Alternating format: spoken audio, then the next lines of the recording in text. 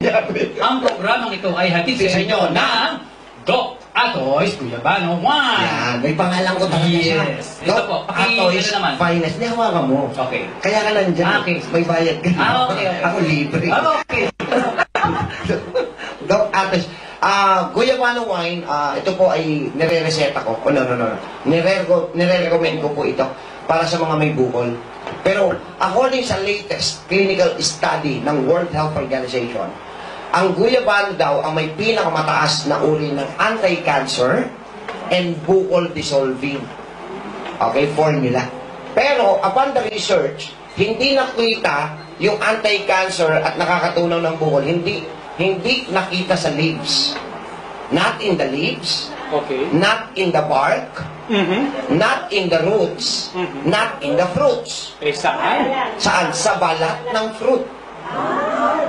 oo. Ibig sabihin, Doc, ang kakainin. Hindi, ito nga paliwanag natin. Okay, sige. May problema tayong konti. Ano ang problema, Doc? Kasi yung balat ng fruit, tusok-tusok yun. Pag kinain mo yun, matutunaw ang bukol mo, pero dudugo ang uso nyo. At least nadurog ang bukol. Napalitan lang yung isa ko. Oo. Okay. Pwede naman betadine yun. So, ano ang solusyon? Ang solusyon, we collected the balat ng fruit, tama? Tapos, ferment. Kaya siya tinawag na wine. Meron tayong tinatawag na process, fermentation process, para mapanatili natin yung kanyang naturality. So, ferment po siya. So, wag niyong subukan na ilaga. Kilala ko ng mga Pilipinas. Oo, no? Ang gagaling nyo magpipid. Ilalaga ko yan. Kopya. Diba? Okay, tinry po yan sa dalawang malaking eskwelahan na ilaga yung balat ng fruit. Okay, kaso nga lang, nag-come up na pag ang balat ng guyabano nilaga, yung pinaglagaan nagiging acidic.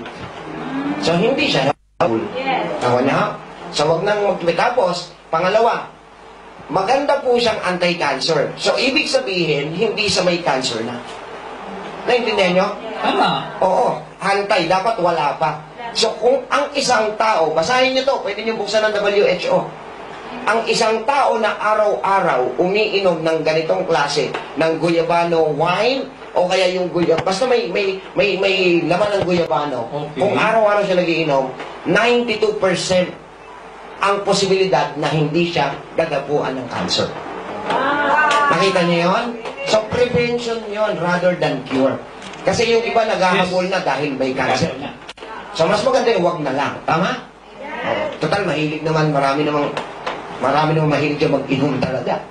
Oo, di ba? Hindi yung healthy drink na lang. Okay? Okay. So, ulitin mo, ang programang ito Ay hatid sa inyo ng Doc Atoy's Guyabano Wine. Kung gusto niyong simat, pwede na rin po. Yan, oo. Wag lang susobra. ang recommendation ko dyan is 60 ml. 60 ml. Alam niyo yung 60 ml? Alam niyo yung tagayan nyo ng MP Lights? Alam niyo? MP Lights? Ay, yung umuoo, halatang manginginom. Oo. Okay. May mga manginginom yun. Yung tagayan na yun, dalawang ganon. Dalawang jigger. Kasi ang isang jigger, 30 ml. Okay? So, dalawang jigger every night before going to bed. Ulitin ko, before bedtime. Before bedtime. Okay? Kasi mahirap inumin yan while asleep. Oo nga na. Paano mainom yan? Malungkot Kailangan pa. bago matulog. Okay? Okay. Sige. So, punta na tayo. Diretso sa mga kasama natin. Okay. First question. Paliwanag pala muna mo sa kanila Ano po? na hindi pa po ito yung forum proper.